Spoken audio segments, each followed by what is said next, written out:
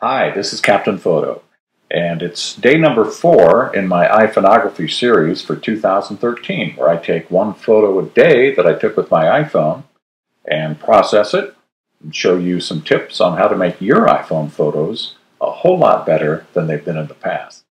So today I want to talk more about Snapseed. It's such a powerful program, and it's free.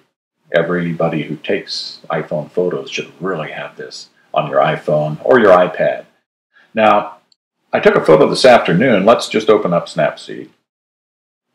And let's grab this photo that I took this afternoon downtown Danville. They have this oak tree down there in the middle of the street that's like the famous landmark for the city. And it's getting really old and big. So they built a little structure around it to kind of protect it. I think this is, yeah, let's use this photo.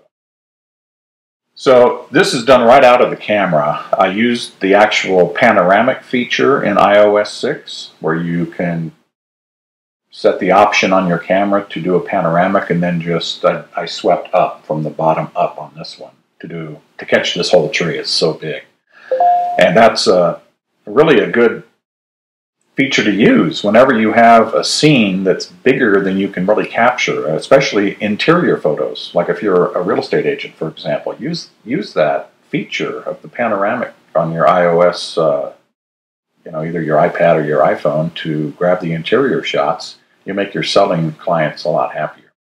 So anyway, let's choose this one. And what I want to do today is give this a black and white treatment.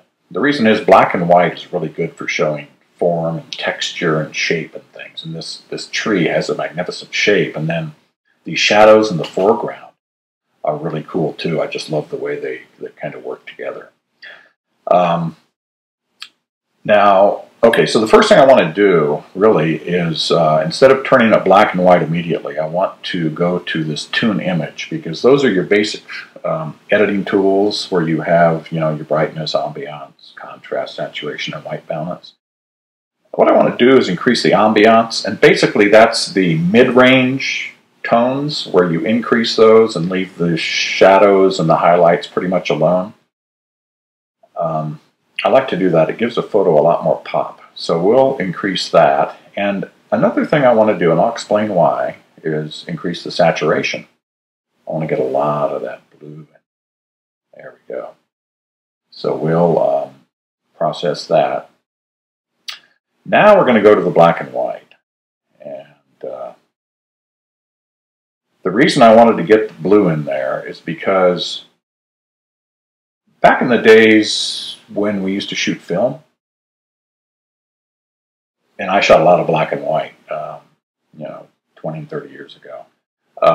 If you wanted to dramatize the sky, for example, make it a much darker sky, you'd put a filter on your camera, either a yellow filter or orange or red, to darken the sky. So Snapseed has those filters built in here in the black and white module. And they also have a green filter. That's used mainly when you have a lot of foliage in the scene. That'll make that look a lot more natural. But here I want to do something with the see what that does. Really darkens that. And the orange does it a little more, and the red even more. So the red gives the most dramatic sky of all. I think that might be a little too much for this. I'm going to cut it back to the orange. And let's go with that for now. We also have the controls, brightness, contrast, and grain. I think I'm going to brighten that up just a bit. And we just want to mess with this until it looks about right to our eye. There we go.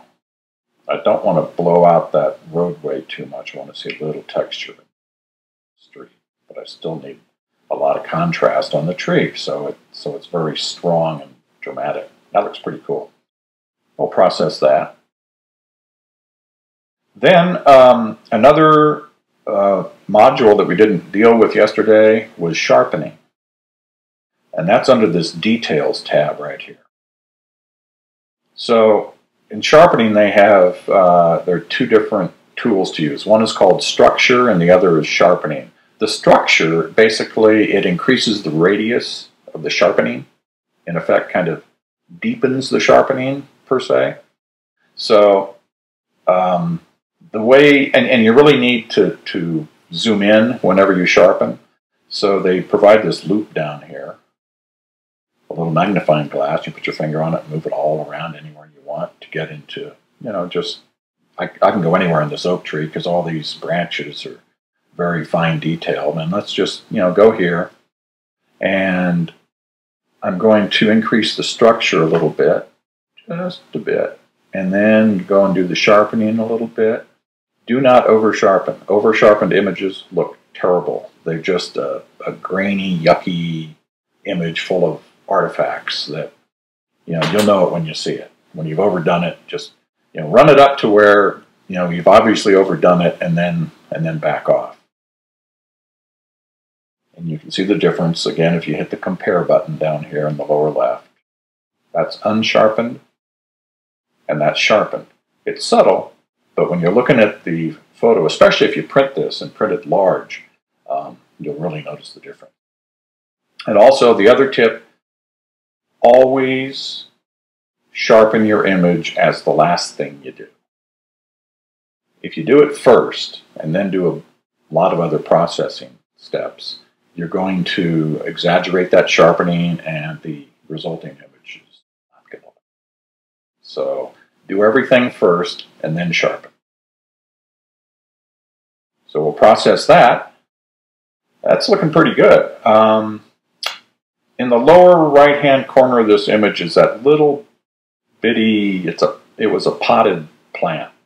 That's kind of distracting. I'm going to crop that out. I don't want to crop too much because I really like those shadows in the foreground. Go out to the edges there, and I think I got it there. So we'll go with that. That's a lot cleaner there. Ooh, that's looking good. And now the final thing, to add a frame. We did this yesterday. Again, I think I'll go with probably a black frame of some sort.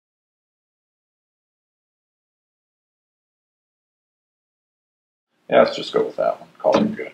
Okay? So we'll process that. That's our final image. We've done it in it really only takes 2 or 3 minutes when you're doing it by yourself without trying to explain everything. And here's, again, you can hit the compare button and see exactly what we started with. That is the image out of the camera. And see how quickly we turned it to that? That's a piece of art. That's nice. So, again, get Snapseed. Start playing with it on your own photos. Don't be afraid. It's only digital space on your computer. You can easily delete these things if you think you made a mistake, but I think you're going to have a great time with it and create some really compelling photos that your friends and family are going to love.